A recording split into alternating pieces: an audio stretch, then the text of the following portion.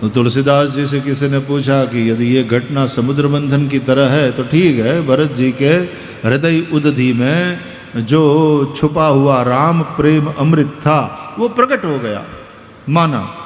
लेकिन समुद्र मंथन में अमृत बाद में प्रकट हुआ, उसके पहले विष प्रकट हुआ। तो यहां भी कोई विष प्रकट हुआ? बोले हां। कौन सा विष? बोले राम वियोग में महाराज दशरथ का जो देहावसान हुआ वो इस घटना से पैदा हुआ विष है। लेकिन सुनो, तुलसीदास जी ने कहा, वहां समुद्र मंथन से निकला विष भगवान शिव ने कंठ में धारण किया, नीलकंठ बने।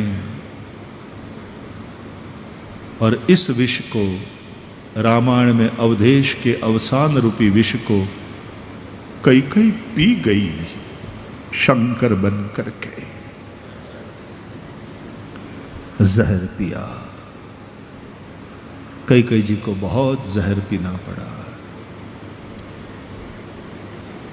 इसके बाद एकदम प्रेम से भरी, सदा उत्साह में आगे रहने वाली, सदा मुस्कुराने वाली, प्रेम से भरी, सबको अपना मानने वाली वो कैकेयी अचानक से कितनी मौन हो गई,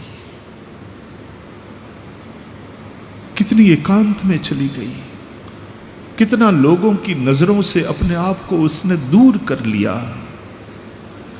खुद उसके बेटे ने, भरत ने भी नाता तोड़ दिया। वो कैकेयी को मां नहीं कहते, कैकेयी को छूट नहीं है कि अपने बेटे को पुत्र कह करके पुकारे। कैकेयी माता शंकर बन करके इस विष को पी गई।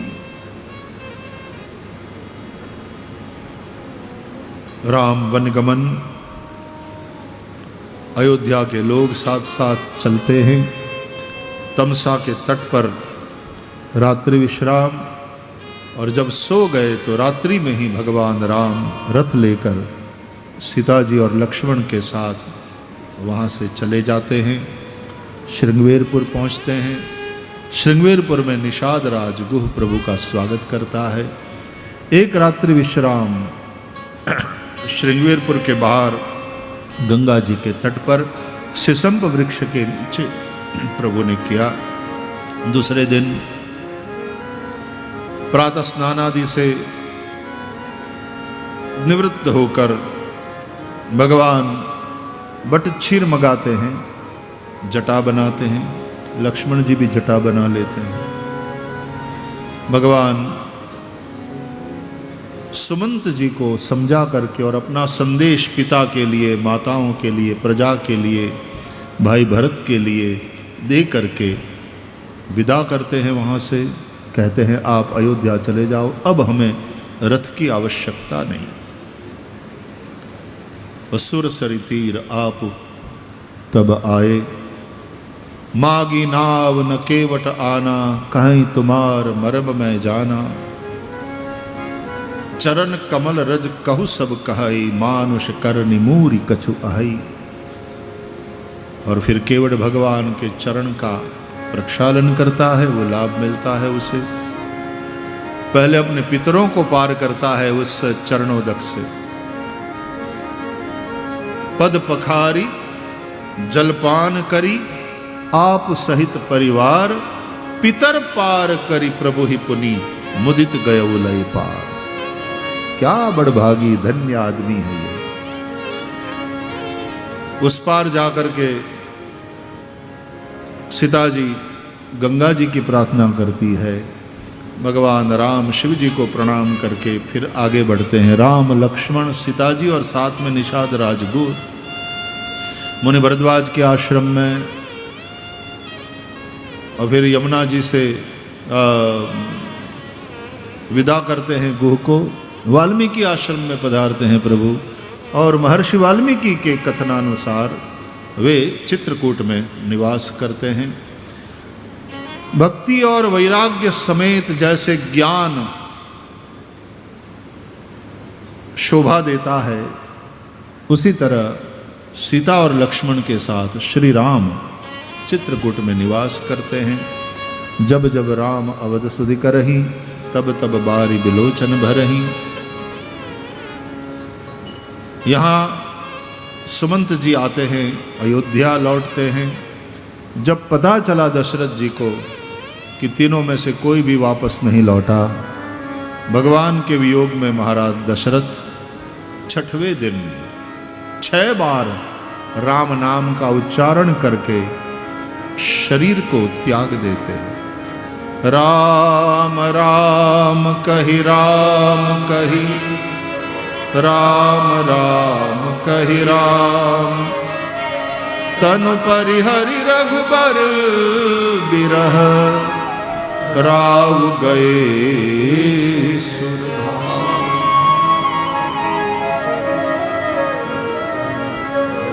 दशरथ जी ने अपने जीवन को धन्य किया, अपनी मृत्यु को मंगल किया। 2 दूतों को भेजा जाता है। भरत जी और शत्रुघ्न जी ननिहाल में थे, उन्हें बुलाया जाता है। श्री भरत जी को जब ये पता चला कि ये सारा जो कुछ अनिष्ट हुआ अयोध्या में, उसके मूल में मैं हूं। हे तु अपनपन जान जिय, थकित रहे धरि मौन। उनकी वाचा जैसे निकल गई, वो स्तब्ध रह गए कि ये सब मेरे कारण हुआ। मेरे कारण मेरी माता ने मेरे लिए राजगादी और राम जी के लिए वनवास मांगा, और राम जी के वनवास के चलते पिताजी की मृत्यु हुई। आज पूरी अयोध्या आंसू बहा रही। मां से जैसे नाता तोड़ लिया, पिता की अग्नि संस्कार इत्यादि विधियां करी, दशगात्र श्राद्ध किया,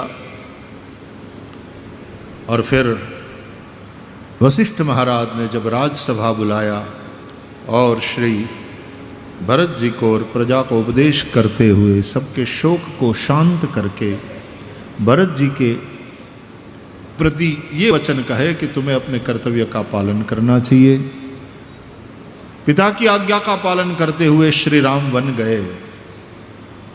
अब पिताजी की आज्ञा का पालन करते हुए तुम राजगादी का स्वीकार करो। और फिर श्री भरत जी वहां पर जो बोलते हैं, विनय पूर्वक जो दलीलें देते हैं, अपनी बात रखते हैं। वशिष्ठ इत्यादि सभी लोग भरत जी की ऊंचाई, भरत जी का त्याग, भरत जी का प्रेम, भरत जी का समर्पण, भरत जी का शील, उससे अवगत हुए। श्री भरत जी कहते हैं, सकल संपदा रघुपति के आही।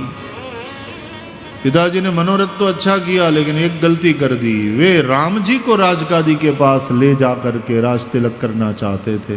राम जी के मन में राजगादी की कोई लालसा, कोई इच्छा नहीं।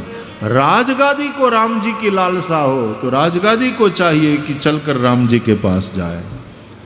तो चलो हम इस राज सत्ता को ही लेकर के वन में जाते हैं प्रभु श्री राम के पास। बन ही देव मुनि राम ही राजो।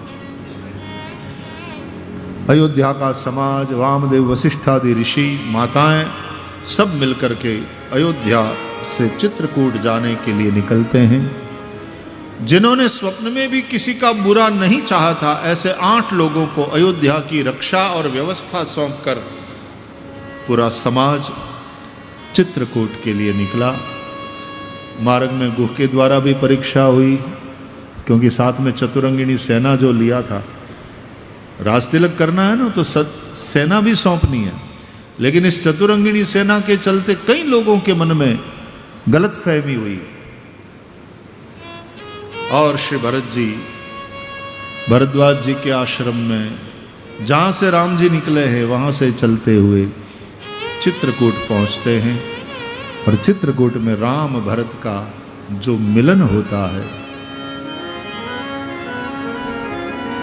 जैसे जीव शिव की एकता की बात जो भागवत में हम रासलीला में सुनते हैं, यहाँ भरत मिलाप, ये बड़ी महत्वपूर्ण घटना है।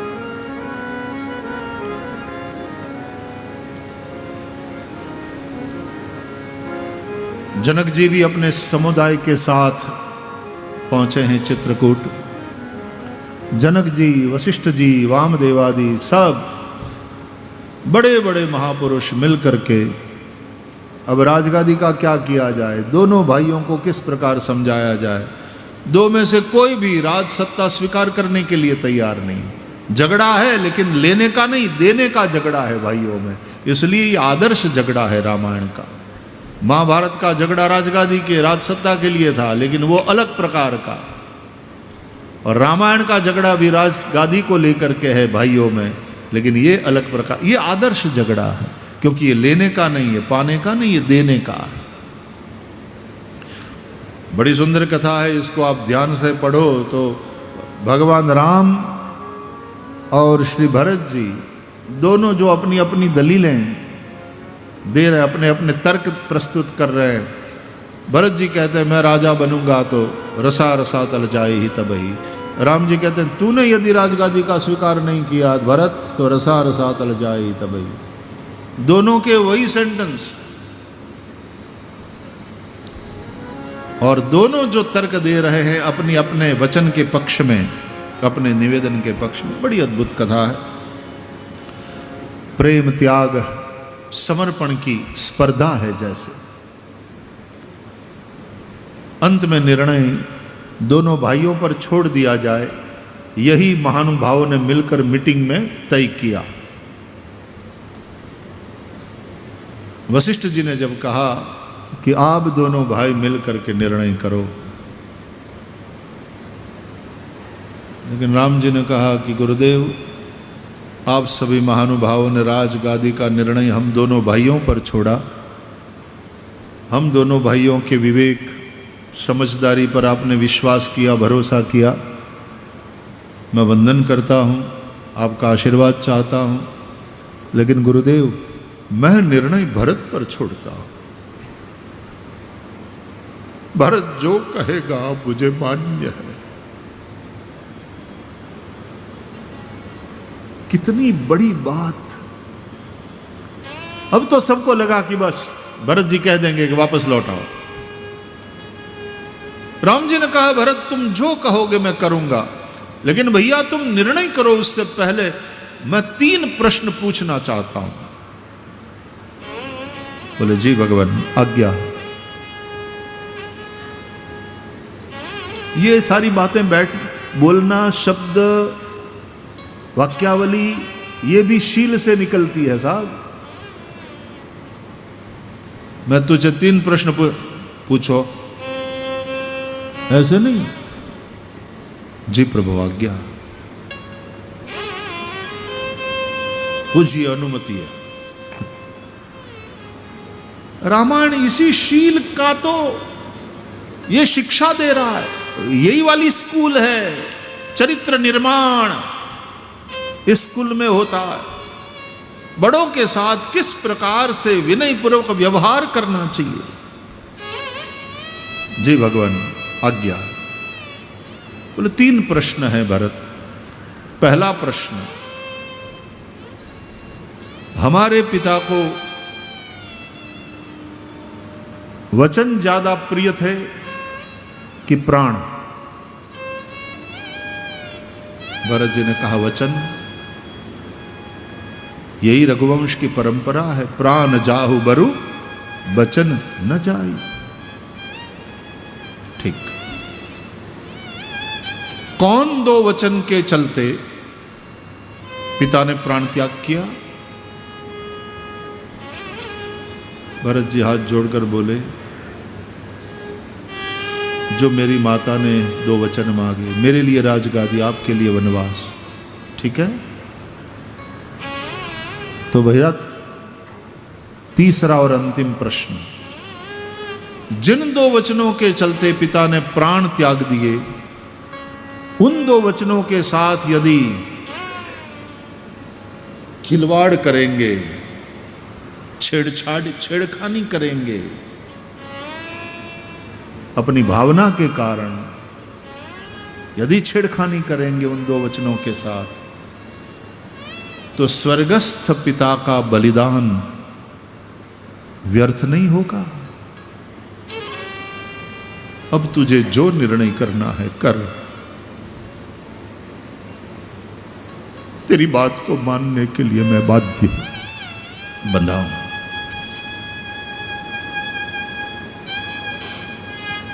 भरत जी के नेत्र भर आए। समझते हैं सब, लेकिन क्या करे, दिल नहीं मानता। तो श्री भरत जी ने कहा, ठीक है प्रभु, यदि आप यही चाहते हैं, मेरी जो भावना है उसको मैं एक तरफ रखता हूं, लेकिन नाथ एक प्रार्थना है। मैं लौट जाऊंगा अयोध्या, जिम्मेदारी का निर्वहन करूंगा, लेकिन मैं राजा नहीं बनूंगा।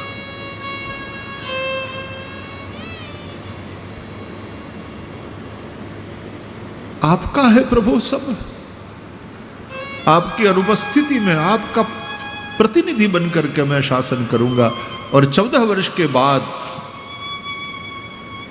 आप अयोध्या पधारेंगे और राजगादी का स्वीकार करेंगे। ये वाली मेरी बात आप मान्य कर लीजिए सरकार, इतनी तो कृपा करिए इस दास पर। और श्री राम जी ने कहा कि ठीक है भरत, ऐसा ही होगा। दोनों भाई एक दूसरे को भेटे, दोनों की आंख में आंसू, सभा में जितने लोग थे सबकी आंखें नम। ये प्रेम की जो ऊंचाई है, ये त्याग और समर्पण की जो मिसाल है, ये विश्व में कहां देखने को मिलती है। ऐसे ही ये रामायण कोई कालजयी कृति नहीं बनी, ये उज्जवल इतिहास है हिंदुस्तान का। तब इतना भव्य मंदिर बना है, तब रामलला का हम दर्शन करते हैं, तब बार बार रामायण का पाठ करते हैं, गायन करते हैं। और राम कथा के द्वारा जिन मूल्यों का सिंचन किया जा रहा है, हमारे दिलो दिमाग पर वो मूल्य स्थिर हो जाए, उन मूल्यों के प्रति हमारी श्रद्धा बन जाए, उन मूल्यों के अनुसार हमारा जीवन बने, तो राम कथा कहना सुनना सार्थक बनेगा। आज पूरे संसार में जहां स्वार्थ का संघर्ष दिखाई दे रहा है, ऐसे में ये राम कथा के एक एक पात्र, एक एक दिव्य चरित्र, बार बार इस लीला का गायन, उन चरित्रों का गुण चिंतन करना बहुत आवश्यक है। जो सुनोगे, जो देखोगे, तद अनुसार तुम्हारा मन बनेगा, तुम्हारे विचार बनेंगे, और तुम्हारे विचार के अनुसार तुम्हारा जीवन बनेगा। भरत जी को कुछ आधार चाहिए था। प्रभु करी कृपा पावरी दीनी, सादर भरत शीस धरि लीनी। और उन पादुकाओं को लेकर के श्री भरत जी लौटते हैं। अयोध्या लौटने के बाद कुछ समय के बाद जनक जी विदा लेते हैं। श्री भरत जी राज सिंहासन पर पादुका का स्थापन करते हैं। विश्व के इतिहास में यह विरलतम घटना है कि राजगादी पर कोई व्यक्ति न बैठा हो, पादुका विराजित हुई हो। नित्य पादुका का पूजन, आरती, पास में बैठकर श्री भरतलाल राम की प्रेरणा से सुयोग्य निर्णय करते हैं। प्रजा की सुखाकारी, अयोध्या का उत्कर्ष किस तरह से हो, योजनाएं बनाते हैं। कुछ दिन बीते, फिर से भरत जी एक बार व्याकुल होकर के गुरुदेव के पास गए। गुरुदेव, मुझे अयोध्या में अच्छा नहीं लगता। चरण पकड़कर रो दिए। श्री वशिष्ठ जी ने कहा, भरत मैं जानता हूं तुम्हारे पीड़ा को, लेकिन 14 वर्ष बिताने हैं ना। बोले गुरुदेव मैं आपसे आज्ञा लेने आया हूं, यदि मेरी बात धर्म के अनुकूल है तो आप मुझे आज्ञा दीजिएगा। क्या है? गुरुदेव प्रभु की इच्छा के आज्ञा के अनुसार आपके आशीर्वाद से सब कार्य कर रहा हूं, लेकिन मुझे अयोध्या में अच्छा नहीं लग रहा है। आयुष हो तो रहो सदैवा, यदि आप आज्ञा दे मैं नंदीग्राम में रहूं, वहां कुटिया बनाकर। मुझे अयोध्या के राजमहल में नींद नहीं आती, बार बार प्रभु की कुटिया का स्मरण होता है। वो दर्भ की पथारी जिसमें प्रभु सोते हैं, वो पत्ते के दौने जिसमें पानी पीते हैं, तो मैं ये राजाशाही ठाट बाट में कैसे जीऊं?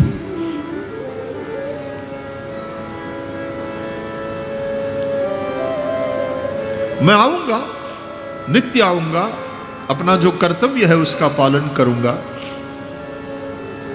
लेकिन आप आज्ञा दें तो मैं अयोध्या से बाहर नंदीग्राम में कुटिया बनाकर वहां रहना चाहता हूं। वशिष्ठ जैसे ज्ञानी पुरुष की मति भी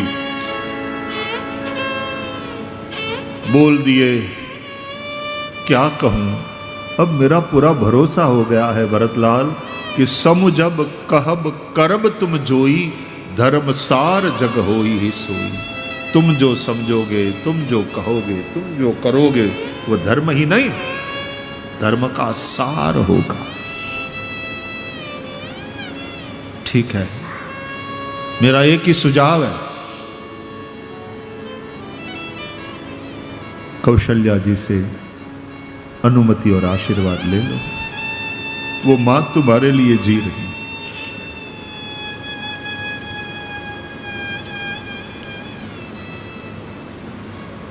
और मां कौशल्या ने दिल पे पत्थर रख करके, जो भरत जी के ही सुख के लिए अब जी रही है, अनुमति दिया। और श्री भरत जी ने जटा बनाया, वो मुनियों वाले वस्त्र पहने जो राम और लक्ष्मण ने धारण किए, और जब पादुका लेकर के श्री भरत चले, पुनः एक बार एक भाई और वन की ओर, और तब सबसे छोटा श्री शत्रुघ्न लाल राजमहल के एक खंभे से लिपटकर आंसू बहाता रहा, देखता रहा, क्योंकि भरतलाल ने उसको ये वाली जिम्मेदारी सौंपी है कि तुम यहां रह करके माताओं का ध्यान रखोगे। मौन पात्र शत्रुघ्न आंसू बहाते रहे, अपने अपने कर्तव्य पालन के लिए अपने वैयक्तिक सुख का किस प्रकार बलिदान दे दिया है, अपने वैयक्तिक सुख का किस प्रकार त्याग। आजकल जमाना इतना बदल गया है कि इस तरह से सोचने वाले को लोग फुलिश कहते हैं, मूर्खता है ये। जमाना इतना बदल गया है, और राम कथा का दृश्य कुछ और है, राम कथा के मूल्य कुछ और है। अब ये अपने सुख के लिए नहीं, औरों के सुख के लिए जी रहे हैं। भरत जी नंदीग्राम में कुटिया बनाकर वहाँ रहते हैं, वे भी कंदमूल फल खाते हैं, पत्ते के दोने में पानी पीते हैं, समय से आ जाते हैं नगर में, राज सिंहासन पर पादुका को विराजित करके पूजा और आरती उतारते हैं, राजकाज संभालते हैं, गुरुदेव को प्रणाम करते हैं, माताओं की खबर भैया से पूछते हैं, शत्रुघ्न लाल से, सब ठीक है ना भाई, तो सबका ध्यान रखना। और फिर चले जाते हैं नंदीग्राम। सीताराम सीताराम सीताराम जपते रहते हैं। लखन राम सिय कानन बसही और भरत भवन बसी, तप तन कसही दो दिसी समुझी, कहत सब लोगु कि सब विधि भरत सराहन जो। दोनों की बात, दोनों को देखकर अवध के लोग कहते हैं सब विधि भरत सराहन जो। एक तरफ राम का त्याग है, सीता का त्याग है, लक्ष्मण का त्याग, एक और श्री भरतलाल का त्याग है। सब कहते हैं दो दिसी समुझी और कहत सब लोगु कि सब विधि भरत सराहन जोग। अयोध्या कांड भरत चरित्र है, इसलिए अंत में भरत चरित करि नेम तुलसी जय सादर सुनहि, सी राम पद प्रेम अवसि होहि भवरस बिरति। दिव्य कथा है, एक एक कांड के लिए 9-9 दिन चाहिए। बाकी तो फिर संक्षेप भी करना हो तो एक श्लोक में ही कहा जा सकता है पूरा रामायण। आदव राम तपोवनादिगमनम हत्वा मृगम कांचनम वैदेही हरणम जटायु मरणम सुग्रीव संभाषणम वाली निग्रहणम समुद्र तरणम लंकापुरी दाहनम पश्चाद रावण कुंभकर्ण हननम चैतद्य रामायणम। भगवान का 12 वर्ष पर्यंत वहाँ चित्रकूट में रहना, या कई लोग उससे भी अधिक समय तक का कहते हैं।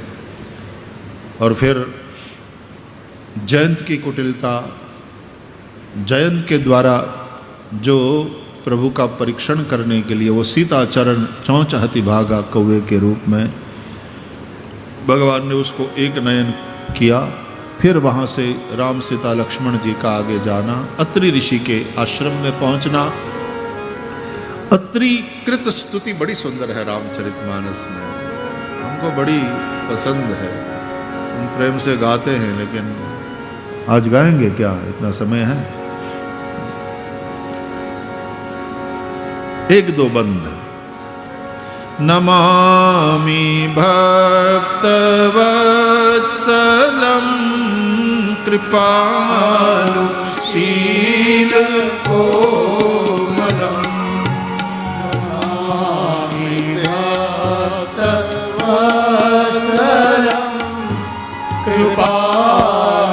कृपालुशील कोमलम्, भजामि ते पदाम्बुजम् अकामिनां स्वधामदम्, भजामि ते पदाम्बुजम् अकामिनां स्वधामदम्, निकाम श्याम सुंदरं भवाम्बुनाथ मंदरम्, निकाम श्याम सुंदरं भवाम्बुनाथ मंदरम्, प्रफुल्ल कंज लोचनं मदादिदोषमोचनं,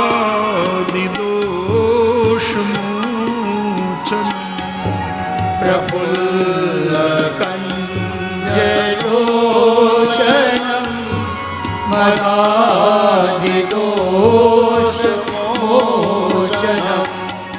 नमामि भक्तवत्सलं कृपालुशील कोमलम्, नमामि भक्तवत्सलं कृपालुशील कोमलम्, कृपालुशील कोमलम्, कृपालुशील कोमलम्, कृपालुशील कृपालुशील कोमलम। कृपालुशील कोमलम। अनसुया जी ने सीता जी का सम्मान स्वागत किया है, भेंट करी है। सीता जी को पातिव्रत के विषय में बताया है। प्रभु ने आगे प्रस्थान किया, मार्ग में विराट कावत शरभंग के पास पहुँचे। भगवान ने जंगल में इतने सारे अस्थि देखे। साथ चल रहे ऋषियों से पूछा कि इतने सारे अस्थि क्यों हैं यहाँ, और ऋषियों ने बताया कि बार बार असुर आते हैं, भजन करने वाले ऋषियों को मार डालते हैं, उनके ये अस्थि है। सुनकर प्रभु को रोष हुआ और भगवान ने प्रतिज्ञा करी, निश्चरहीन करऊ मही भुज उठाई पन की। एक एक ऋषियों के आश्रमों में गए, उनको भगवान ने आनंद प्रदान किया। सुतीक्ष्ण जी के पास गए, उनसे मिले। सुतीक्ष्ण जी का अद्भुत, एक ऐसा युवा साधु सुतीक्ष्ण, उसकी तेजस्विता, उसका प्रेम। सुतीक्ष्ण जी का चरित्र भी बड़ा सुंदर है। अगस्त्य जी के शिष्य, और फिर वे प्रभु के साथ हो लेते हैं। गुरुदेव को उनकी गुरु दक्षिणा देनी है, राम दर्शन कराना है। अगस्त्य मुनि के आश्रम में पधारे। मुनि अगस्त्य ने प्रभु का स्वागत किया।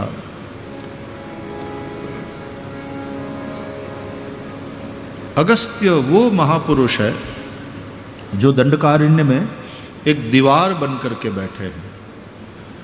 दक्षिण में अत्यंत प्रभावी दशाननी विचारधारा, उसको उत्तर की ओर आगे बढ़ने से यदि किसी महापुरुष ने रोका है तो वो श्री अगस्त्य जी है। अतः अगस्त्य जी से मंत्र मांगा है। मंत्र का एक अर्थ होता है सलाह, मंत्रणा। आदित्य हृदय देते हैं, और जो दशाननी विचारधारा को रोकने में इतने समर्थ और सफल महापुरुष है, उन्हीं से मंत्र लिया जाएगा, उन्हीं से सलाह लिया जाएगा, उन्हीं से पूछा जाएगा कि क्या करूं जिससे निशाचरों का नाश हो सके। फिर भगवान पंचवटी की ओर बढ़ते हैं। मार्ग में जटायु से मिलन होता है। बहुविधि प्रीति दृढ़ाई। पंचवटी में भगवान ने निवास किया। वहाँ फिर राम लक्ष्मण संवाद होता है। वो भी एक गीता है। लक्ष्मण जी के द्वारा 5 प्रश्न पूछे गए, भगवान श्री राम के द्वारा उसका उत्तर दिया गया। वो बड़ी सुंदर ज्ञान चर्चा है। फिर शूर्पणखा आती है। सुपनखा रावण की बहिनी, दुष्ट हृदय दारुण जस अहिनी, पंचवटी सो गई एक बारा।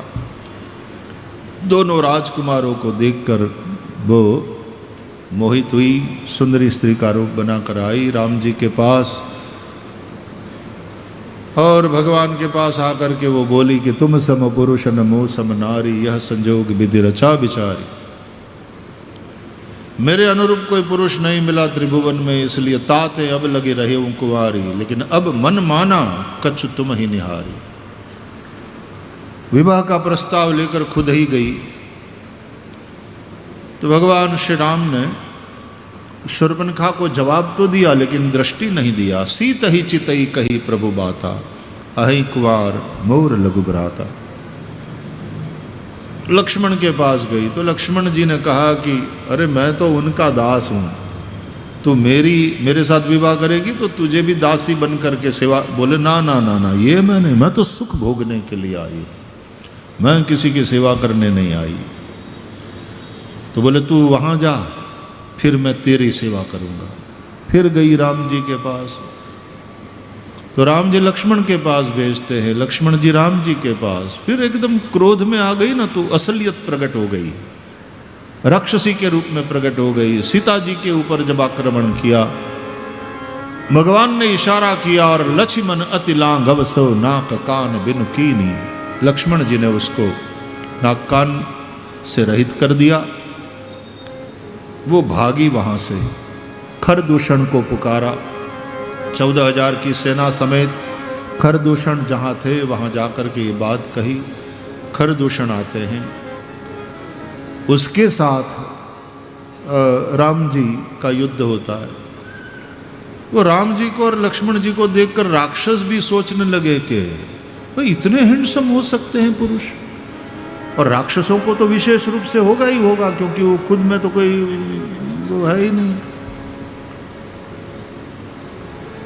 और ये नरपुंगव और इतने सुंदर, बोले इसको मारना नहीं चाहिए। तो अपना दूत भेजते हैं कि यदि बचना है तो तुम्हारे पास ये जो सुंदर स्त्री है वो हमको दे दो, तो हम तुमको कोई नुकसान नहीं पहुंचाएंगे।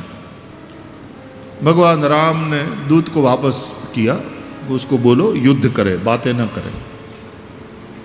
लक्ष्मण जी से कहा कि इस गुफा में सीता जी को रखकर तुम सुरक्षा में वहाँ पर रहो।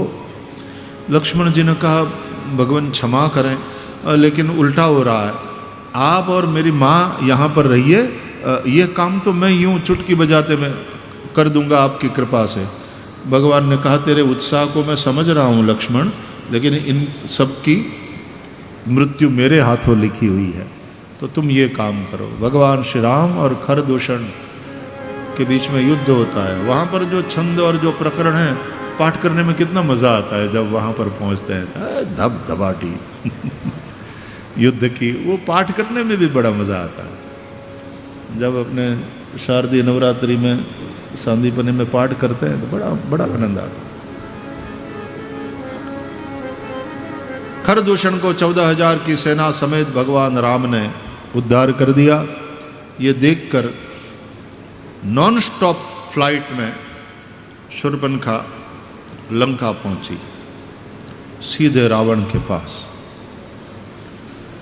सब वृतांत सुनाया और सीता के सौंदर्य का विशेष रूप से वर्णन किया, क्योंकि वो जानती है कि ये पराये सौंदर्य का शिकारी है।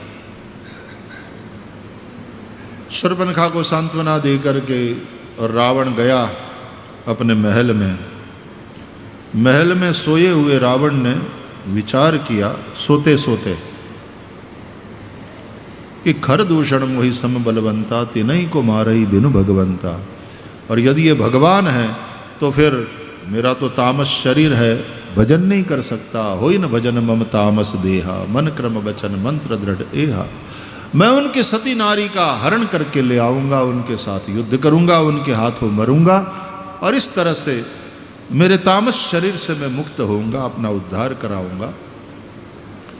तो एक निश्चित योजना के तहत वो मारीच को सुवर्ण मृग बना करके भेजता है पंचवटी में। सुवर्ण मृग को देख करके श्री सीता जी की दृष्टि गई। याद रहे घटना ये घटी है कि भगवान राम ने सीता जी से कहा कि अब रावण आएगा तुम्हारा हरण करने। देवी अब निशिचरों का नाश करने का समय आ गया है, तो तुम पावक मह करहु निवासा। जब तक मैं निशिचरों का नाश करूं तुम यहाँ अग्निदेव की सुरक्षा में रहो।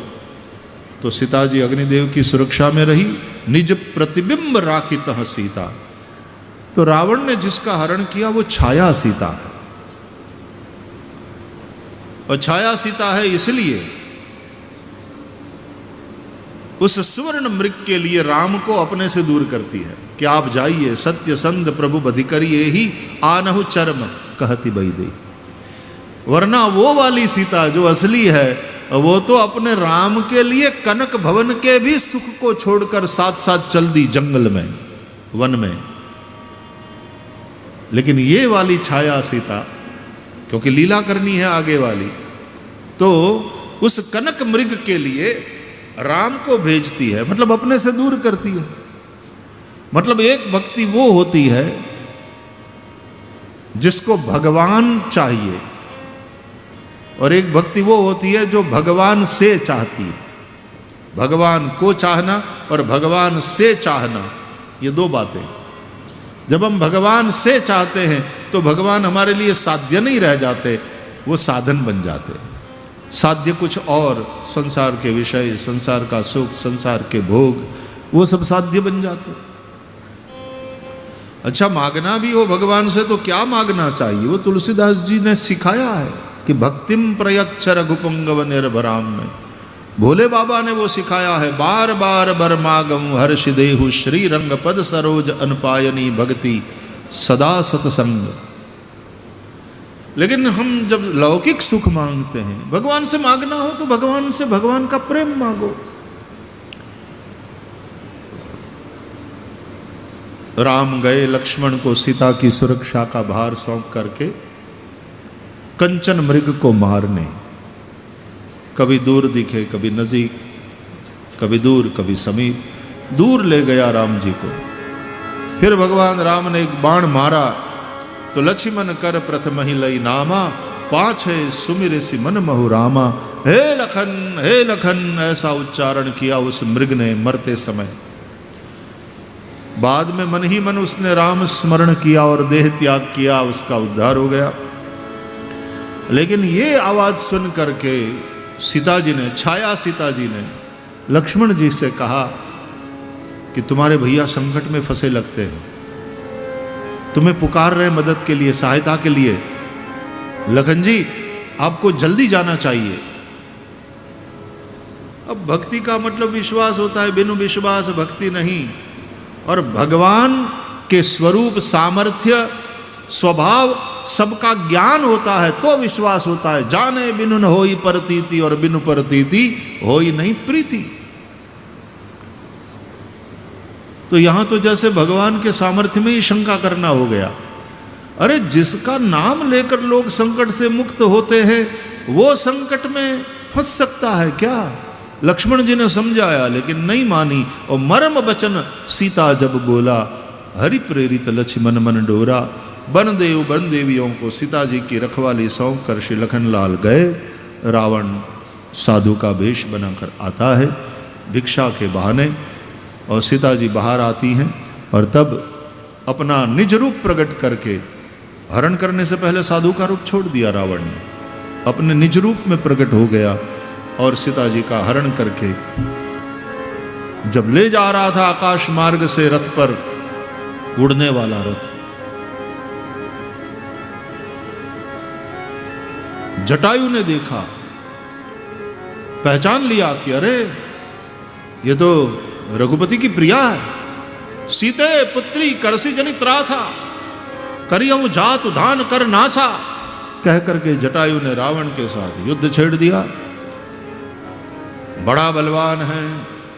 जब रावण ने देखा कि इसका बल इसकी पंखों में है, पंख काट दिए। जटायु नीचे गिरा। रावण सीता जी का हरण करके ले गया।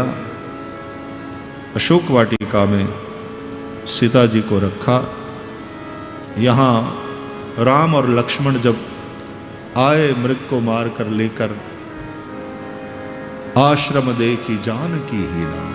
आश्रम देखी जानकी ही नाम, भय विकल जस प्राकृत दीना।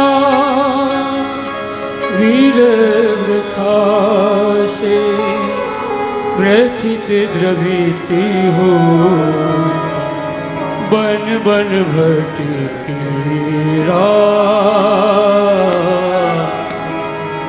बन बन भटकी।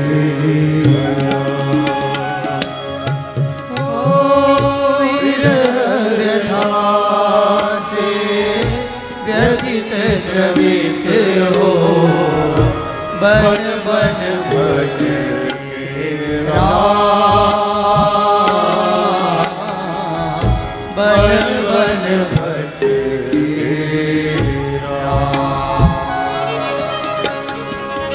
अपनी सिया को प्राण पिया को, पग पग ढूंढे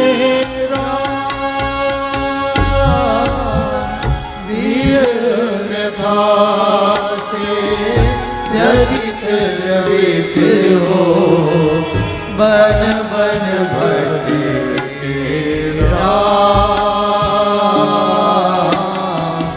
बन बन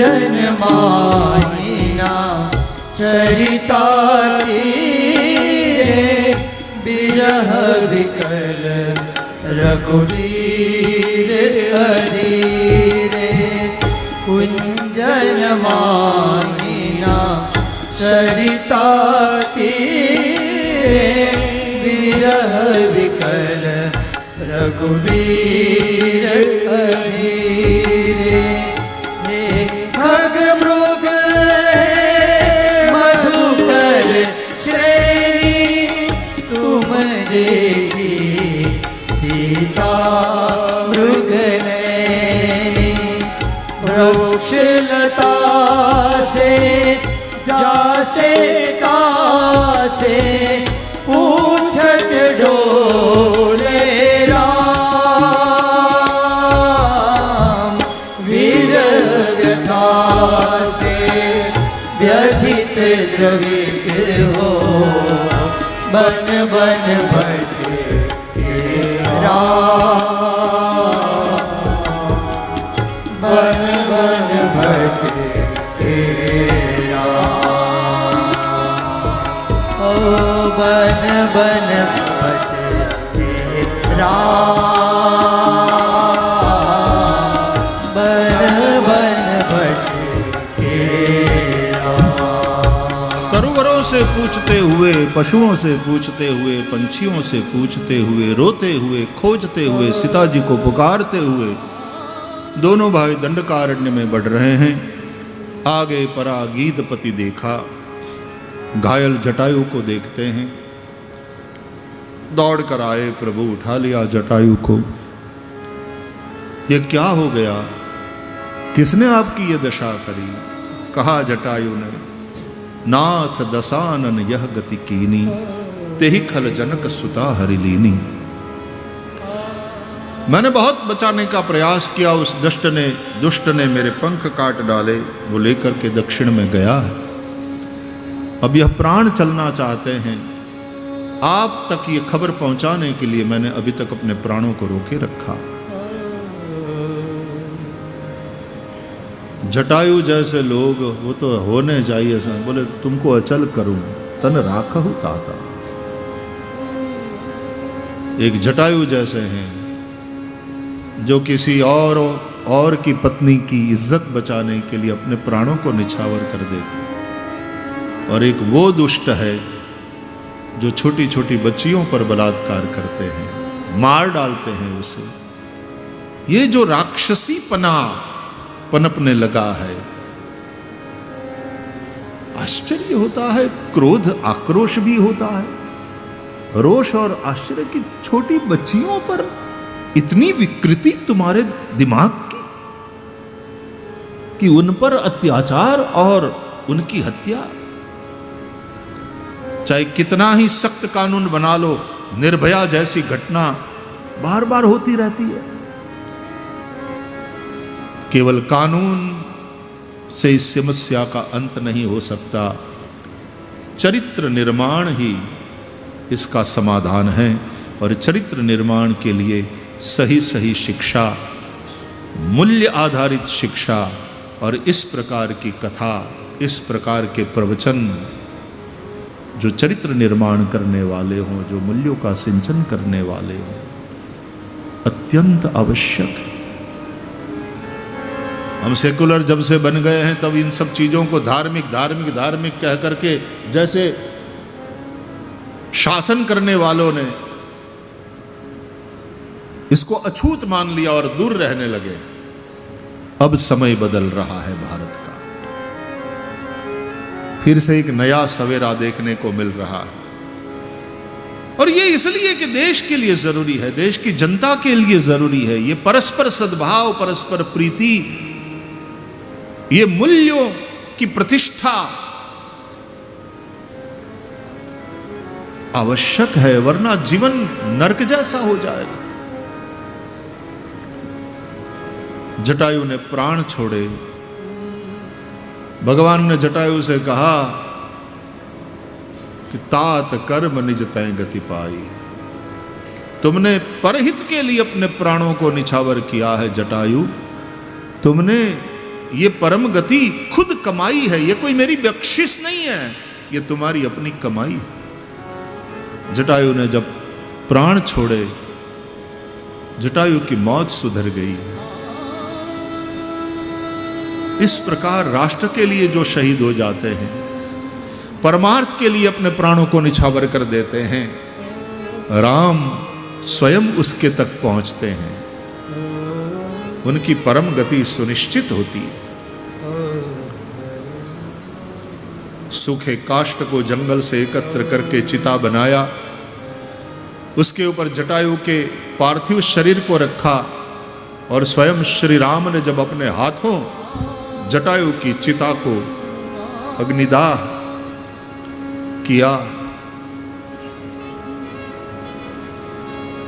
लखन जी दूर एक पेड़ के नीचे खड़े थे, वो देख करके रो दिए, धन्य जटायु, श्री राम ने अपने हाथों तुम्हारा दाह संस्कार किया,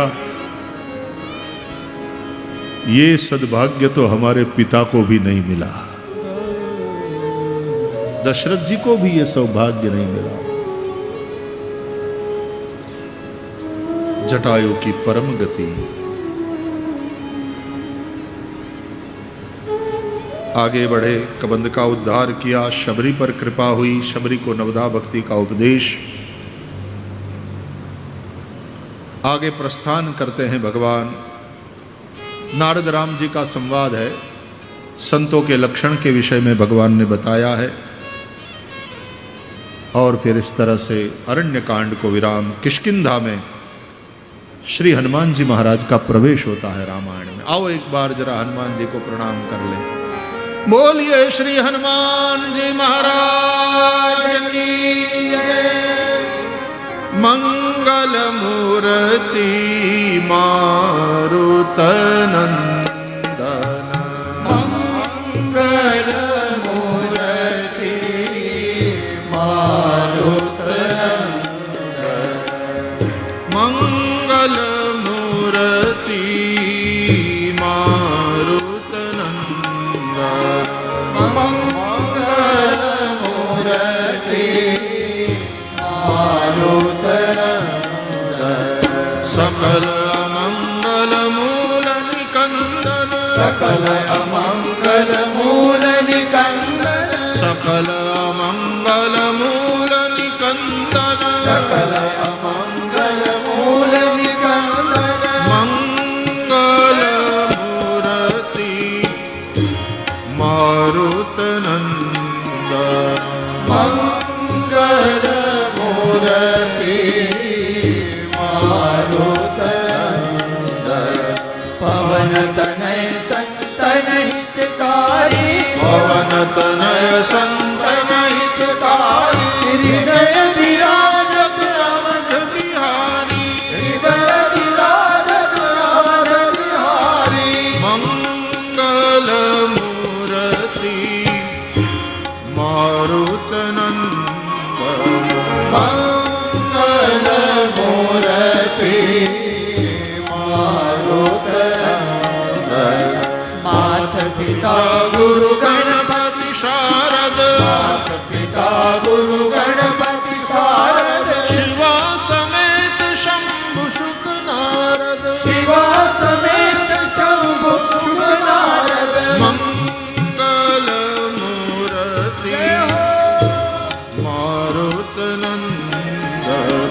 मंगल मूर्ति मारुत नंदन, चरण कमल बंदौ सब काहू, चरण कमल बंदौ सब काहू, देहु राम पद नेह निबाहु, देहु राम पद देहु निबाहु, मंगल मूर्ति मारुत नंदन, मंगल मूर्ति मारुत नंदन, बंदौ राम लखन वैदेही, बंदौ राम लखन वैदेही, बंदौ राम लखन वैदेही, बंदौ राम लखन वैदेही, यह तुलसी के परम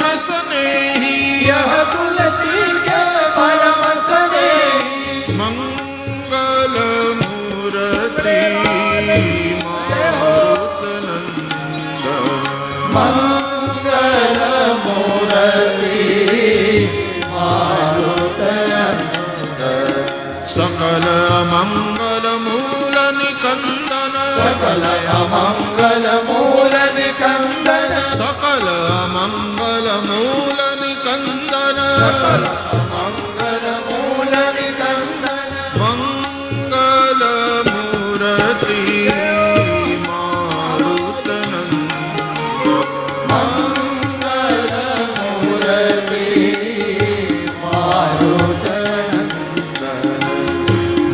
मारुतनंदन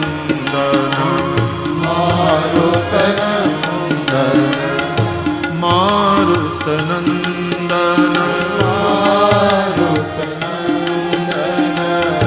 मारुतनंदन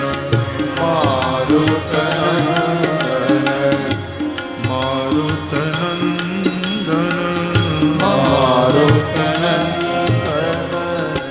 आञ्जनेयमतिपाटलाननं काञ्चनाद्रीकमनीयविग्रहं पारिजाततरुमूलवासिनं भावयामि पवमाननन्ददम् अञ्जनानन्ददं वीरं जानकीशोकनाशनं कपीशमक्षहन्तारं वन्दे लङ्काभयङ्करम् गोष्पदीकृतवारीशं मशकीकृतराक्षसं रामायणमहामालारत्नं वन्दे नीलात्मजम् उल्लङ्घ्य सिन्धोः सलिलं सलीलं यः शोकवह्निं जनकात्मजाया आदाय तेनैव ददाह लङ्कां नमामि तं प्राञ्जलिराञ्जनेयम्। बोलिए श्री हनुमान जी महाराज की जय।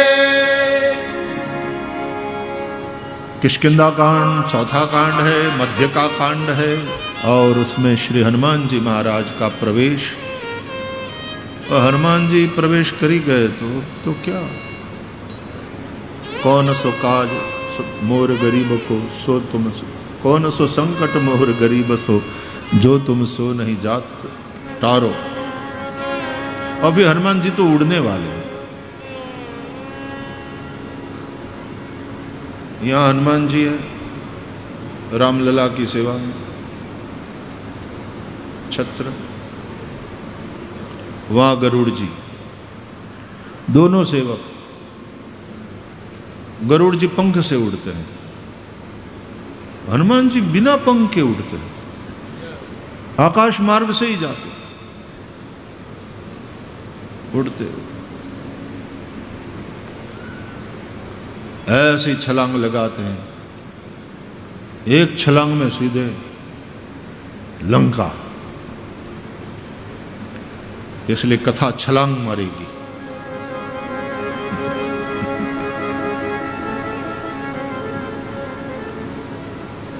हनुमान खुद को,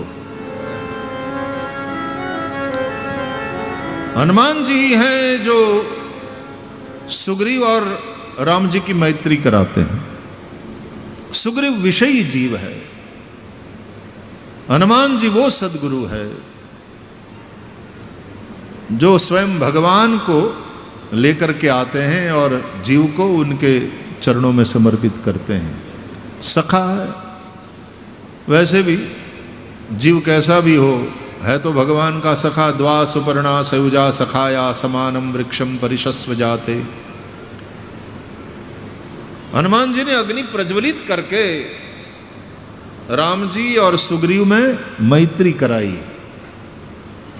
अब जब अग्नि प्रज्वलित करी जाती है तो उसमें काष्ठ तो चाहिए, आग भी चाहिए, लेकिन एक और चीज का बड़ा महत्वपूर्ण रोल है, बिना उसके अग्नि प्रज्वलित नहीं हो सकती।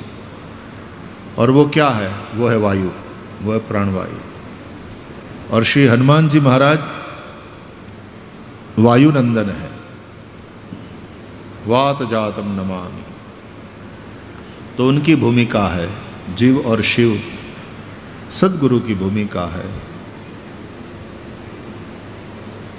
भगवान ने सुग्रीव की बात सुनी, भगवान ने वाली का उद्धार किया वाली ने मरने से पहले अपना बेटा अंगद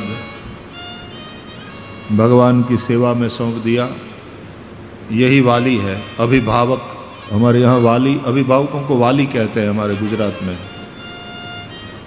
संतान के जो अभिभावक है उनका यही कर्तव्य बनता है कि कम से कम मरने से पहले अपनी संतान को राम की सेवा में सौंप दें, राम की सेवा में लगा दें, राष्ट्र की सेवा में लगा दें। सुग्रीव को किष्किंधा की राजगादी प्राप्त हुई। वर्षा ऋतु में प्रभु ने प्रवर्षण गिरी में निवास किया। विषयी जीव सुग्रीव जैसे ही सत्ता संपत्ति सुख सब मिला, भूल गया भगवान को, भगवान के कार्य को। तो लक्ष्मण जी को भेजा भगवान राम ने, और लक्ष्मण जी क्रोध करके आए। लेकिन उससे पूर्व हनुमान जी ने सुग्रीव को भगवान के प्रभाव की कथा सुनाकर भयभीत तो कर रखा था।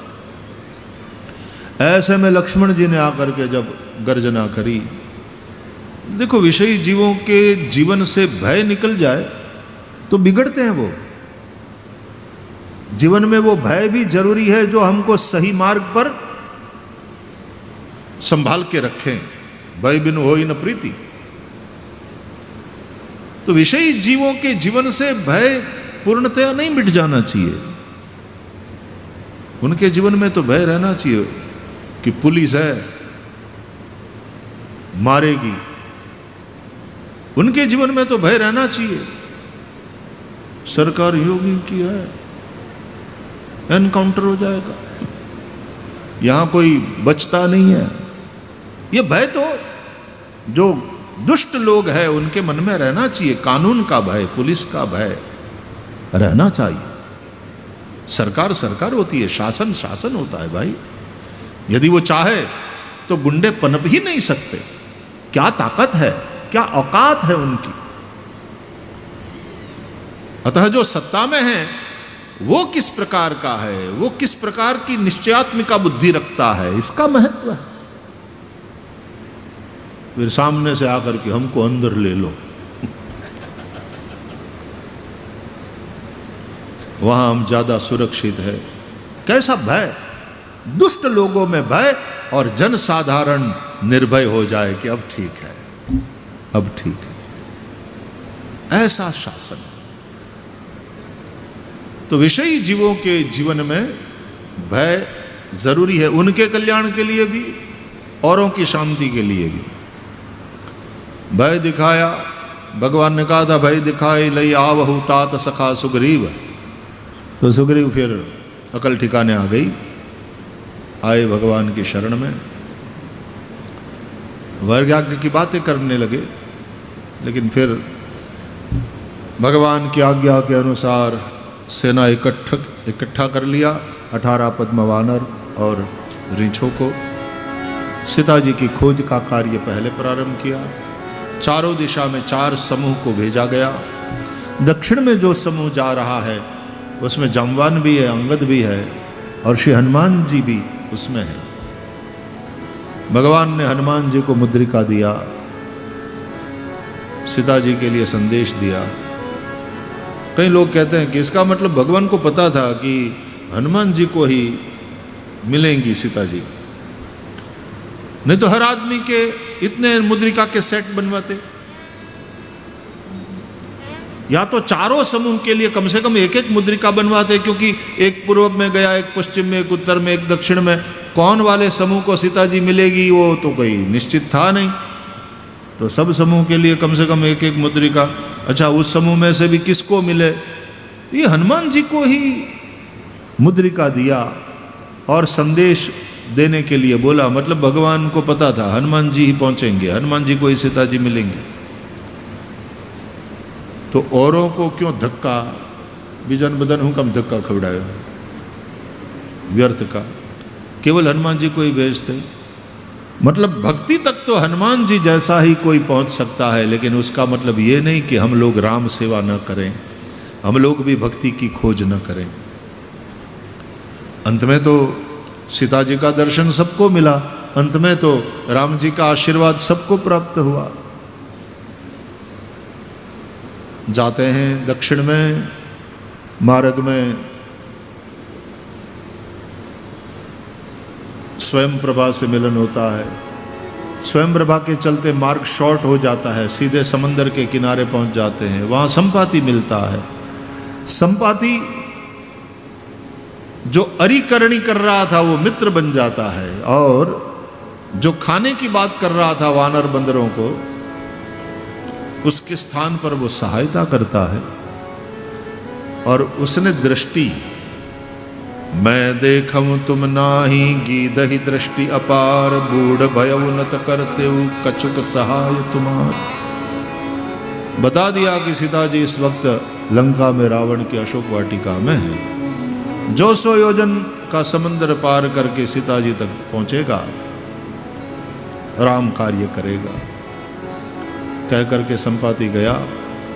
सब लोगों के विश्वास जो थोड़े ढीले पड़ गए थे, सब हौसला थोड़ा मंद हो गया था, ये संपाति ने उन सब का हौसला बढ़ाया है। और फिर सब लोग अपने अपने बल की बात करने लगे। अंगद ने ये कहा कि मैं तो कई लोग हैं कि बोले मैं 5 योजन की छलांग लगा सकता हूं, कोई बोला मैं 30 योजन की छलांग लगा सकता। बोले समंदर 100 योजन का है, 30 योजन की छलांग लगा के फिर अंदर गिरेगा तो तुझे निकालने के लिए स्पीड बोट भेजनी पड़ेगी तेरी सहायता के लिए। अंगद ने कहा मैं 100 योजन की छलांग लगा सकता हूं, लंका पहुंच सकता हूं, लेकिन ये संशय कछु फिरती बारा, क्योंकि रावण के बेटे को देखते ही मुझे मृत्यु का ये है, तो फिर मैं वापस लौटूं कि नहीं लौटूं, ये शंका है यदि रावण का बेटा मिल गया तो। जाम्बवान ने कहा कि वैसे भी तुम इस समूह के मुखिया हो, लीडर की जान को इस तरह से हम खतरे में नहीं डाल सकते। कह करके जाम्बवान ने देखा हनुमान जी सबकी बात सुन रहे हैं लेकिन कुछ बोल नहीं रहे। सबके बल बुद्धि की बात सुन करके हनुमान जी प्रसन्न हो रहे। वाह वाह। जाम्बवान ने कहा हनुमान, अरे तुम क्यों चुप हो? अरे ये काम तुमसे ही होने वाला है। राम काज लगी तब अवतारा, राम कार्य के लिए तुम्हारा अवतार है। तुम अपनी शक्ति को क्यों नहीं बतलाते? अरे तुम्हारे में अमित शक्ति है।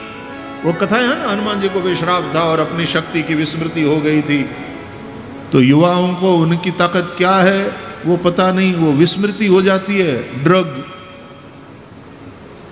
विषय, अय्याशी, तो युवा भी अपनी शक्ति को भूल जाते हैं। अब हनुमान जी को तो उसके चलते विस्मृति हो गई थी, तो जाम्बवान जैसे बड़ों को उनको याद दिलाना पड़ता है युवाओं को कि भाई तुम्हारी ये ताकत है, तुम राष्ट्र की सेवा में लग जाओ, तुम बहुत कुछ कर सकते हो, निर्माण करो, काम पे लग जाओ। नशा काम का रखो, नशा राष्ट्र भक्ति का रखो। और जैसे ही हनुमान जी को उनकी शक्ति का स्मरण दिलाया, हनुमान जी महाराज तुरंत गर्जना करने लगे। जामवंत मैं पूछब तो ही, उचित सिखावन दीजिए मोही। कहिए जामवंत मैं क्या करूं वहां जाकर, मुझे उचित सिखावन दीजिए। जामवंत से सिखावन ली। युवाओं को चाहिए कि ऐसे समाज के जो जामवंत है, बड़े बूढ़े अनुभवी लोग हैं, उनसे सिखावन ले, उनसे सलाह करे, उनका आदर करे, उनसे मार्गदर्शन प्राप्त करे। जामुन से सिखावन लेकर के श्री हनुमान जी महाराज चले, सबसे ये कहते हुए कि देखो मैं जा रहा हूं, आप सब लोग यहीं रहना, भगवान का काम होने वाला है। सुंदर मुझे शगुन हो रहे हैं, भगवान का काम होने वाला है। मैं आ जाऊंगा, उसके बाद फिर सब लोग जाएंगे। सुंदर कांड। श्री हनुमान जी महाराज सिंधु तीर एक भूधर सुंदर, कौतुक कूदी चढ़े उता ऊपर। समंदर के किनारे एक पर्वत था।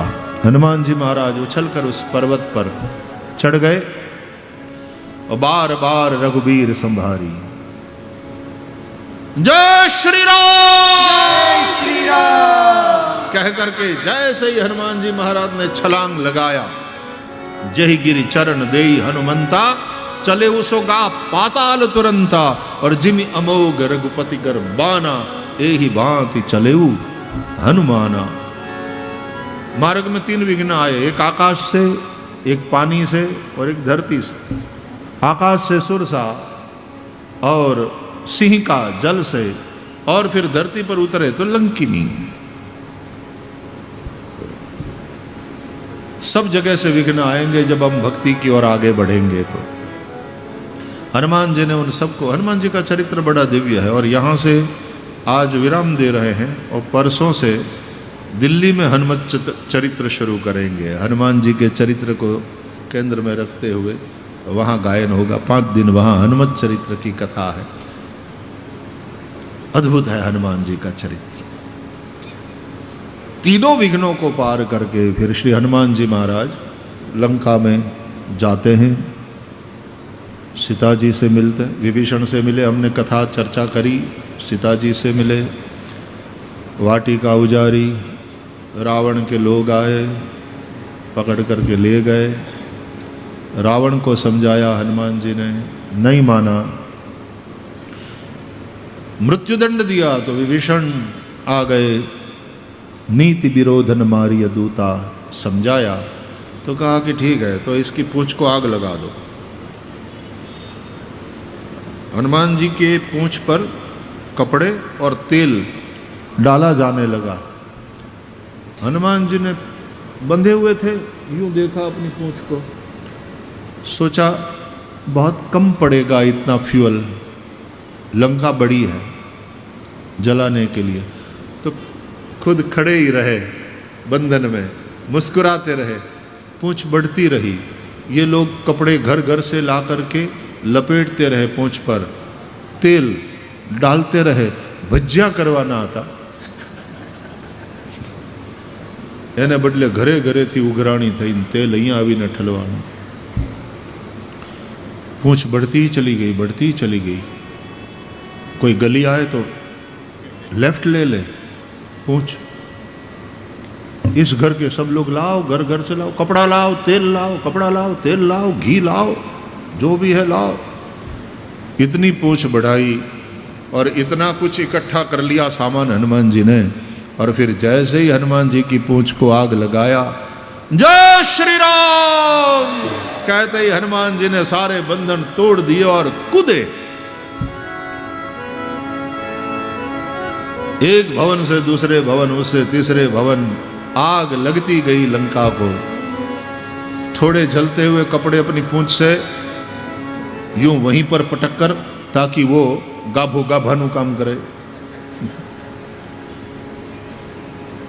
पूरी लंका को जलाया। फिर समंदर में जाकर के कूदे, बुझा दिया पूंछ को, स्नान कर लिया और फिर तुरंत चिंतित होकर के सीता जी के पास आ गए कि आपको तो कुछ नहीं हुआ मां।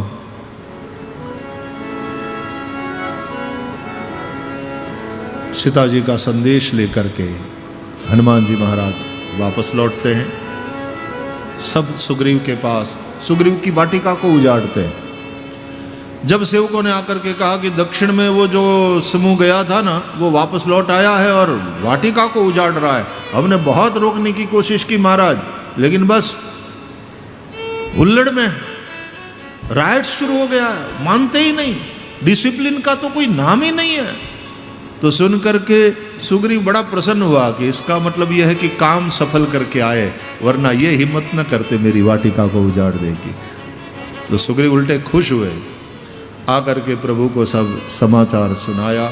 जामवान ने जब हनुमान के पराक्रम की बात प्रभु को बताया तो भगवान बड़े प्रसन्न हुए। श्री हनुमान जी ने भगवान के चरण पकड़ लिए। प्रभु कर पंकज कपि कह सीसा, सुमिरि सुदशा मगन गौरी सा। फिर सावधान मन करि पुनि शंकर लगे कान कथा अति सुंदर। फिर सेना तैयार होती है।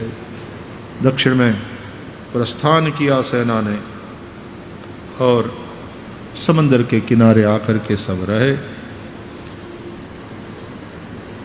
रावण के दूत आते हैं गुप्तचर, उसको फिर लक्ष्मण जी अपने दूत बनाकर रावण के पास भेजता है। 3 दिन समुद्र को विभीषण आ गए थे भगवान की शरण में, क्योंकि विभीषण ने अपने भाई रावण को समझाने की चेष्टा करी, रावण माना नहीं, लात मार करके विभीषण को निकाल दिया। विभीषण आकाश मार्ग, अब तो उड़वा वाला आकाश मार्ग से सब बाई एयर ही ट्रैवल करते थे, आ गए भगवान की शरण में। श्रवण सुजस सुनि आयऊ प्रभु भंजन भव भीर, त्राहि त्राहि आरति हरण शरण सुखद रघुबीर। फिर विभीषण की सलाह के अनुसार समुद्र को बनाने के लिए भगवान ने अनुष्ठान किया। गए 3 दिन बीती, विनयन मानत जलति जड़। गए 3 दिन बीती, तब भगवान राम उठे चौथे दिन, कहा लक्ष्मण बाण सरासन आनु, 100 बारिधि बिसिक कृसानु, 60 सन विनयन कृपन सन नीति। लाव ये ऐसा नहीं मानेगा। लक्ष्मण जी धनुष बाण ला करके प्रभु को देते हैं। भगवान ने जैसे ही धनुष पर बाण चढ़ाया, पहले 3 दिन शास्त्र का मार्ग लिया और चौथे दिन भगवान ने शस्त्र वाला उपाय, और तब समुद्र शरण में आता है, सेतु बनाने के लिए अनुरोध करता है और समुद्र भगवान को प्रणाम करके चला जाता है। बाद में भगवान की आज्ञा से सेतु बनाया गया। वानर और रीछों ने मिलकर के सेतु बनाया। भगवान ने वहाँ शिव जी का स्थापन किया, शिव जी की पूजा करी, शिव जी की महिमा भगवान राम ने गाया। और सेतु पार करके कटक जब उस पार पहुंचा लंका में, पता चला रावण को, रावण अपने 10 मुख से समंदर के 10 नाम बोला है, बांध्यो बन निधि नीर निधि आदि आदि। फिर लंका कांड है, इसको वाल्मीकि युद्ध कांड कहते हैं। पुनः एक बार भगवान अंगद को भेजते हैं अपना दूत बनाकर विष्टि के लिए। रावण नहीं मानता, युद्ध अनिवार्य बन जाता है। और जब युद्ध शुरू हुआ, पहले दिन रावण की आधी सेना का नाश हुआ। दूसरे दिन मेघनाद ने कहा पिताजी आज मेरा शौर्य देखिएगा। मेघनाद आता है युद्ध के लिए। युद्ध में उस दिन मेघनाद और लक्ष्मण की शक्ति आपस में टकराती है। मेघनाद साक्षात काम रूप है और लक्ष्मण जी का ब्रह्मचर्य 14 वर्ष का अखंड। रावण मोह है, कुंभकर्ण अहंकार है, मेघनाद काम रूप है। तो मेघनाद की शक्ति ने लक्ष्मण को मूर्छित कर दिया। तब लक्ष्मण जी की मूर्छा तब बीती जब हनुमान जी गए और संजीवनी लेकर आए। लाए सजीवन लखन जीवाए। इसका तात्पर्य यह है कि लक्ष्मण का ब्रह्मचर्य वो गृहस्थी का ब्रह्मचर्य है, गृहस्थी का संयम। और हनुमान जी का जो ब्रह्मचर्य है वो ब्रह्मचारी का अखंड संयम। तो गृहस्थ भले ही संयम तो रखता है, लेकिन कभी कभी काम मार भले ही नहीं सकता, लेकिन मूर्छित तो कर देता है गृहस्थी को। चाहे जितना संयम रखने की कोशिश करे गृहस्थी, लेकिन काम मूर्छित कर देता है। और तब प्रबल वैराग्य रूप श्री हनुमान जी महाराज, जो अखंड ब्रह्मचर्य की मूर्ति है, वे संजीवनी ला करके लक्ष्मण जी की मूर्छा को दूर करते हैं। कुंभकर्ण को जगाया जाता है, कुंभकर्ण आता है। विभीषण कुंभकर्ण के पास जाकर के अपना पक्ष रखते हैं कि ऐसा ऐसा हुआ, इसलिए मैं प्रभु की शरण में गया। कुंभकर्ण ने कहा धन्य धन्य तय धन्य विभीषण, भयउतात निशिचर कुल भूषण। कहते हैं पूरे रामचरितमानस में किसी एक व्यक्ति के द्वारा दूसरी व्यक्ति के लिए 3 बार धन्य शब्द का प्रयोग हुआ हो तो केवल यहां पर विभीषण के लिए, कुंभकर्ण के द्वारा। तूने बहुत ठीक किया विभीषण, प्रभु की शरण में हो, भगवान से कहना कि मेरे साथ बहुत खेल न करे, जल्दी से मेरे शरीर को समाप्त करे ताकि इस तामस शरीर से मेरा छुटकारा हो। भगवान श्री राम के द्वारा कुंभकर्ण का उद्धार होता है। उसके बाद लक्ष्मण जी के द्वारा मेघनाद का उद्धार होता है और फिर स्वयं रावण युद्ध के लिए आता है। राम रावण का युद्ध, क्या उपमा दिया जाए, वो तो राम रावण योरिव, वो तो राम रावण जैसा ही है। बहुत दिन तक युद्ध चला है। 10 मुख और 20 भुज रावण को 30-30 बाण एक साथ छोड़ के मार कर उसके 10 मस्तक को और 20 भुजाओं को राम जी काट डालते हैं, तो फिर नए मस्तक निकल आते हैं, फिर नई भुजाएं निकल आती हैं। मोह को मारना इतना सरल नहीं, फिर नए मस्तक निकल आते हैं, फिर नई भुजाएं। विभीषण को देखा तो रावण को इतना गुस्सा आया कि विभीषण को, अपने भाई को मारने के लिए रावण ने शक्ति छोड़ी, शक्ति फेंकी। भगवान राम ने विभीषण को अपने पीछे धकेल के खुद आगे आकर के शक्ति को अपनी छाती में झेल लिया और विभीषण की रक्षा करी। तब विभीषण ने सोचा कि ये कैसा मेरा भाई है, मुझे मारने के लिए तैयार हुआ और प्रभु ने मेरी रक्षा करी, अब तो ये दुष्ट मरना ही चाहिए। तब विभीषण ने भगवान राम के कान में कहा, प्रभु ये दुष्ट ऐसे नहीं मरेगा, इसकी नाभि में अमृत कुंभ है। 30 नहीं 31 बाण चढ़ाइए प्रभु, मारिए, 31 बाण छोड़िए, जब तक इसके नाभि के अमृत कुंभ को सोख नहीं लेंगे ये मरेगा नहीं। वो भेद बता दिया, घर का भेदी लंका ढाए, कहावत बन गई। क्या राम जी नहीं जानते थे? प्रभु तो अंतर्यामी है। क्या प्रभु को यह पता नहीं था? लेकिन भगवान चाहते हैं कि ये बात विभीषण कहे, तब विभीषण की शरणागति पूर्ण बनेगी। अभी भी कुछ छुपा रहा। अब श्रवण सुजस सुनि आयवु प्रभु भंजन भववीर, त्राहि त्राहि आरति हरण शरण सुखद रघुवीर। हम तो शरण सुखद है ही है, लेकिन तेरी शरणागति अभी पूर्ण नहीं हुई, अभी भी कुछ छुपा रहा। आज विभीषण ने जब ये भी बता दिया, भगवान श्री राम ने फिर 31 बाण धनुष पर चढ़ाए। 10 बाण से रावण के 10 मस्तकों को काट डाला, 20 बाण से 20 भुजाओं को। 31वां बाण रावण के नाभि में लगाया, मारा और अमृत कुंभ को सोख लिया। और तब रावण गिरा, कहां राम रन हतौ पचारी, बोलते हुए दशानन के गिरते ही धरनी डोल गई। रावण मरा। ब्रह्मादि नारदादि सभी देवता आए, पुष्प वृष्टि करने लगे, भगवान की स्तुति करने लगे। रावण की पत्नी मंदोदरी ने विलाप किया। रावण का अंतिम संस्कार करवाया गया विभीषण के द्वारा। अपने लोगों को भेजा प्रभु ने, और विभीषण का लंका में जाकर के उन लोगों ने विधिपूर्वक राज तिलक किया। और फिर सीता जी को लाया गया। पालकी पर सवार होकर सीता जी आ रही थी, तो भगवान ने कहा कि कहो सीता जी से कि वो पैदल आए ताकि सब लोग दर्शन कर सके। कुछ अपवाद कहे भगवान ने, ये तो लीला है कि अग्नि परीक्षा नहीं, वो छाया सीता अग्नि में समा गई, और अग्निदेव की सुरक्षा में जो सीता जी थी वे अग्निदेव ने भगवान को पुनः सुपुर्द कर दिया। सीता जी पधारी। अब दक्षिणे लक्ष्मणो यस्य वामे च जनकात्मजा पुरतो मारुतिर्यस्य तं वंदे रघुनंदनम। भगवान ने अमृतमय वृष्टि करी, मरे हुए वानर रीछों को पुनर्जीवित किया, सबको संबोधित किया। भगवान ने अपनी प्रसन्नता व्यक्त करी, सबको आशीर्वाद दिया, कहा कि यश के भागी आप हो, आप सब लोगों के चलते इस युद्ध को हम जीत पाए हैं। अब सब लोग अपने अपने घर जाइए। तो कुछ मज़ा नहीं आया सुनकर, तो इससे तो अच्छा होता युद्ध चालू रहता।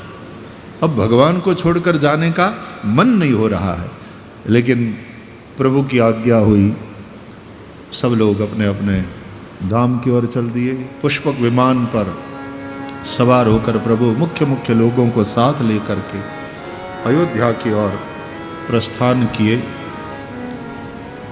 मार्ग में अनेक ऋषियों को मिलते हुए, और हनुमान जी को भगवान ने पहले भेज दिया कि जाकर के भरत जी को समाचार सुनाओ। उत्तरकांड में रहा एक दिन अवधि कर अति आरत पुर लो। भरत जी का मन भी राम विरह के सिंधु में डूबने ही वाला था, और डूबते को अचानक तिनके का आधार मिल जाए, डूबते को अचानक आधार मिल जाए। यहाँ तो हनुमान जी का आधार, हनुमान आधार बन करके आए, श्री भरतलाल को समाचार सुनाए कि प्रभु पधार रहे हैं। रावण के कुल का संहार करके, रावण को मार करके, विजय प्राप्त करके, सीता जी को पुनः प्राप्त करके प्रभु पधार रहे हैं अयोध्या में। बड़े प्रसन्न हुए श्री भरतलाल। नंदीग्राम से सीधे गए अयोध्या में, माताओं के पास, गुरुदेव के पास। प्रभु आ रहे हैं, प्रभु आ रहे हैं। पूरी अयोध्या भगवान के स्वागत के लिए तैयार हुई। सबके नेत्र ऊपर आकाश में, और भगवान पुष्पक लेकर के पधारे। जय घोष हुआ, बोलिए श्री रामचंद्र भगवान की जय, श्री सीता मैया की, श्री लखन लाल की। पुष्पक से नीचे उतरे। पुष्पक को भगवान ने कहा कि तुम अपने धाम जाओ। भगवान वशिष्ठ इत्यादि गुरुजनों को चरण में शस्त्र रख करके प्रणाम करते हैं। वशिष्ठ जी हृदय से लगाकर आशीर्वाद देते हैं। माताओं से मिले हैं। प्रथम राम भेटी कैकेयी, सबसे पहले माँ कैकेयी से मिले। क्या दशा हुई होगी कैकेयी, रोने लगी। अरे बोले माँ, तू मुझे वन में नहीं भेजती तो पिता का प्रेम कैसा होता है, कैसे पता चलता। भरत जैसे भाई का प्रेम वो मुझे और विश्व को तूने ही तो बताया। मेरे बाजुओं में, मेरे बाहू में कितना बल है उसका तब मुझे पता चला जब तूने मुझे वन में भेजा। पत्नी क्या क्या त्याग सकती है अपने प्रिय पति के लिए, पता चला। माताओं से मिले। प्रजा में सबको भगवान राम से मिलने की इच्छा है, तो प्रेमातुल सब लोग निहारी, कौतुक की ने कृपाल खरारी। अमित रूप प्रगटे ते ही काला, और जथा जोग मिले सब ही कृपाला।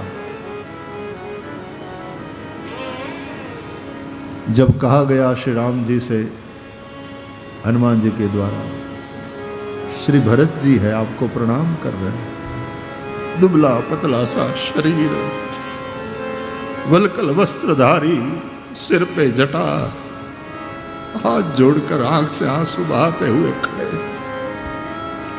राम जी की दृष्टि पड़ी भरत पर। भरत, तुम हो? कैसी दशा बना रखी है तुमने अपनी। भरत जी दंडवत करने लगे। श्री राम जी ने उठाकर अपने हृदय से लगाया।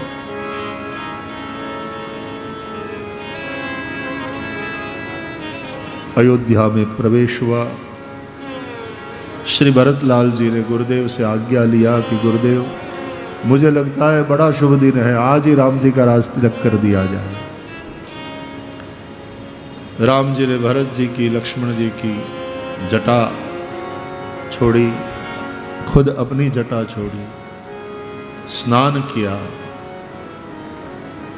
14 वर्ष पहले जो वस्त्र धारण करने थे वो आज किया। पहले पूजा के वेश में थे, वहीं से चल दिए। वलकल वस्त्र, मुनि का वेश, और आज पुनः राजा वाले वस्त्र धारण किए। सासुओं ने सीता जी को तैयार किया और राज दरबार को सुशोभित किया गया। सीता जी के हाथों राज दरबार के द्वार उद्घाटित हुए, यानी भक्ति के हाथों राम राज्य का उद्घाटन हुआ। प्रवेश हुआ। 14 सीढ़ियां थी। सिंहासन पर पहुंचे। सीताराम जी सिंहासन पर आरूढ़ हुए, प्रभु बैठे, बाएं भाग में श्री सीता जी विराजमान हुई और प्रथम तिलक वशिष्ठ मुनि कीना, पुनि सब विप्रन आशीष दीना।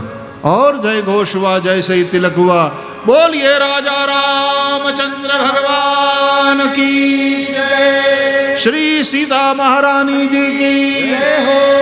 रघुपति राघव राजा राम, पतित पावन सीताराम।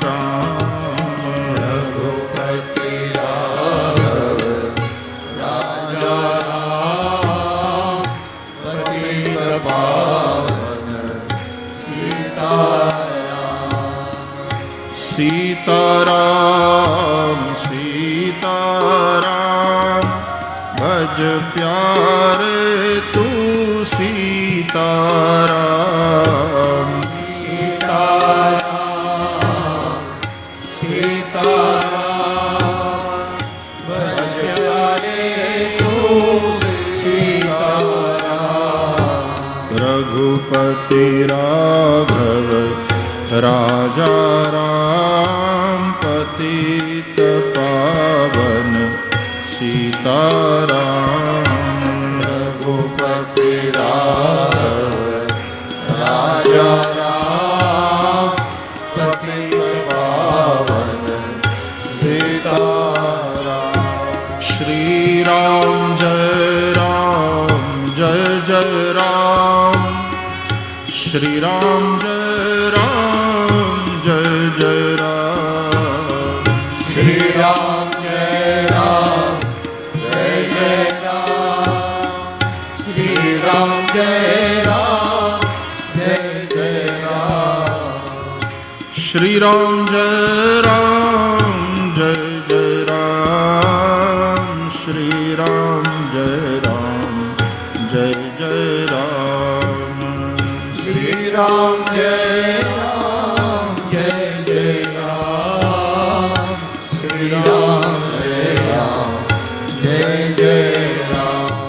रघुपति राघव राजा राम, पतित पावन सीताराम।